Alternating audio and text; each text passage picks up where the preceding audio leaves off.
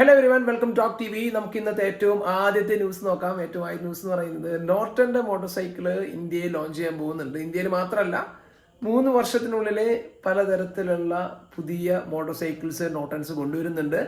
Norton എന്ന് പറയുന്ന motor cycles നമുക്കറിയാം, ഓൾറെഡി TVS അക്യൂർ ചെയ്തിട്ടുള്ള ഒരു ബ്രാൻഡാണ് നോട്ടൻ എന്ന് പറയുന്ന ഈ ഒരു ബ്രിട്ടീഷ് ബ്രാൻഡ്.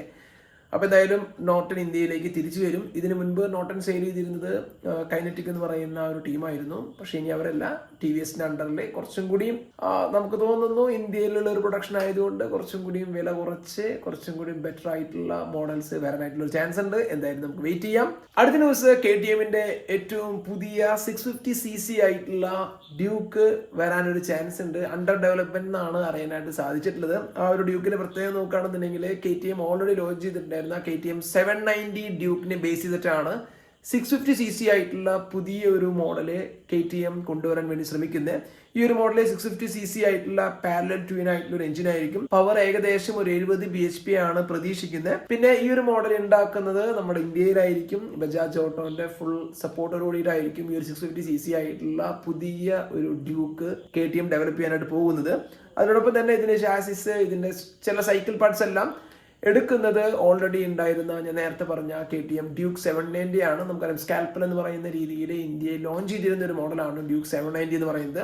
സോ അതിന്റെ ഒരു കാര്യങ്ങളൊക്കെ എടുത്ത് അതിൽ നിന്ന് കുറെ റെഫറൻസ് ഒക്കെ എടുത്തിട്ട് ഡെവലപ്പ് ചെയ്യാൻ പോകുന്ന മോഡലാണ് 650cc ആയിട്ടുള്ള ഈ ഒരു ഡ്യൂക്ക് എന്ന് പറയുന്നത്. ഇത് ലോഞ്ച് ചെയ്യാൻ പോകുന്നത് ഏകദേശം 2026 അടുത്ത ന്യൂസ്, ബജാജ് പുതിയൊരു 125cc ആയിട്ടുള്ള മോട്ടോർ സൈക്കിൾ ടെസ്റ്റ് ചെയ്യുന്നതായിട്ടുള്ള ഇമേജസ് വന്നിട്ടുണ്ട്. ആ ഒരു ഇമേജ് പ്രകാരം നമുക്ക് തോന്നുന്നത് കുറച്ചും കൂടി സ്റ്റൈലിഷ് ലുക്ക് ആയിട്ടുള്ള ഒരു 125cc ആയിട്ടുള്ള ഒരു മോട്ടോർ സൈക്കിൾ ആയിരിക്കും. കാരണം എന്താണെന്ന് വെച്ചിട്ടുണ്ടെങ്കിൽ നിങ്ങൾ ശ്രദ്ധിച്ചാൽ മതി, TVSന്റെ റൈഡർ 125, ഹീറോന്റെ എക്സ്ട്രീം 125, ഇതൊക്കെ കുറച്ച് എന്താ പറയുക, കുറച്ച് ഇൻട്രസ്റ്റിംഗ് ലുക്ക് ആയിട്ടുള്ള, കുറച്ച് നീറ്റ് ആയിട്ടുള്ള കമ്മ്യൂട്ടർ 125cc മോട്ടോർ സൈക്കിൾസ് ആണ്. സോ അതുപോലുള്ള ഒരു 125cc മോട്ടോർ സൈക്കിള് ബജാജും കൊണ്ടുവരാനായിട്ടുള്ള ഒരു ചാൻസിനെ കുറിച്ച് പറയുന്നുണ്ട്. ഇനി അടുത്ത ന്യൂസ്, BMWന്റെ നമുക്കറിയാം, കുറച്ചധികം നാളായിട്ട് BMW C04 എന്ന് പറഞ്ഞിട്ടുള്ള ഒരു ഇലക്ട്രിക് സ്കൂട്ടർ ഇന്ത്യയിൽ ലോഞ്ച് ചെയ്യും, അതിന്റെ ബുക്കിംഗ് സ്റ്റാർട്ടായി എന്നൊക്കെ പറഞ്ഞിട്ടുള്ള ന്യൂസുകൾ കണ്ടിട്ടുണ്ടായിരുന്നു. സോ അതെന്തായാലും ഇന്ന് ലോഞ്ച് ചെയ്തിട്ടുണ്ട്. അതിന്റെ പൈസ അല്ലെങ്കിൽ അതിന്റെ പ്രൈസ് എന്ന് പറയുന്നത് 14.90 lakh rupees ആണ്. വലിയൊരു സ്കൂട്ടറാണ്, ഭയങ്കര വീൽ ബേസ് ഒക്കെ ഉള്ള ഒരു വലിയൊരു സ്കൂട്ടറാണ്, ഇലക്ട്രിക് സ്കൂട്ടറാണ്. അതിന്റെ വിലയാണ് 14.90 എന്ന് വെച്ചിട്ടുണ്ടെങ്കിൽ എക്സ്ഷോറൂം പ്രൈസ് ആണ് ഈ പറയുന്നത്. ഓൺ റോഡൊക്കെ ഇറങ്ങുമ്പോൾ 10-18 ലക്ഷം രൂപയുടെ അടുത്തൊക്കെ വരാൻ ചാൻസ് ഉള്ള ഒരു ഇലക്ട്രിക് സ്കൂട്ടറാണ്. ഇന്റർനാഷണൽ മാർക്കറ്റിലൊക്കെ വന്നിട്ട് കുറെ നാളായിട്ടുണ്ട്. ഓൾറെഡി ഇതിന്റെ പല വീഡിയോസും കാര്യങ്ങളൊക്കെ ഞാൻ മുൻപ് തന്നെ കണ്ടിരുന്നതാണ്. എന്തായാലും വലിയൊരു നമ്പർ ഓഫ് സെയിൽ പ്രതീക്ഷിച്ചിട്ടല്ല BMW ഒരു C04 എന്ന് പറഞ്ഞിട്ടുള്ള ഈ ഒരു മോഡൽ ഇന്ത്യയിൽ ലോഞ്ച് ചെയ്തിരിക്കുന്നത്. ചെറിയൊരു നമ്പർ ആണെങ്കിൽ പോലും അവരുടെ ഇലക്ട്രിക് സ്കൂട്ടർ ഇന്ത്യയിൽ ലോഞ്ച് ചെയ്യണം എന്നുള്ളൊരു ആഗ്രഹത്തിലാണ് അവരിത് ലോഞ്ച് ചെയ്തിരിക്കുന്നത്. ഇനി ഇത് മാത്രമല്ല, C02 എന്ന് പറഞ്ഞിട്ടുള്ള ഒരു മോഡൽ കൂടി ഇന്ത്യയിൽ വരാനായിട്ടൊരു ചാൻസ് ഉണ്ട്. അതിന്റെ പ്രൊഡക്ഷനും കാര്യങ്ങളൊക്കെ ഓൾറെഡി ഇന്ത്യയിലായിരുന്നു. ഇന്ത്യയിൽ ടെസ്റ്റ് ചെയ്യുന്നതായിട്ടുള്ള ഇമേജസ് ഒക്കെ ഓൾറെഡി വന്നിട്ടുള്ളതാണ്. ഇനി നമുക്ക് ഈ ഒരു C04 എന്ന് പറഞ്ഞിട്ടുള്ള ഈ ഒരു ഇലക്ട്രിക് സ്കൂട്ടറിനെ കുറിച്ച് നോക്കാം. 31 kW ആണ് ഇലക്ട്രിക് മോട്ടോർ വരുന്നത്. പവർ വരുന്നത് 41 bhp ആണ്. ടോർക്ക് വരുന്നത് 61 Nm ഓഫ് ടോക്ക് ആണ്.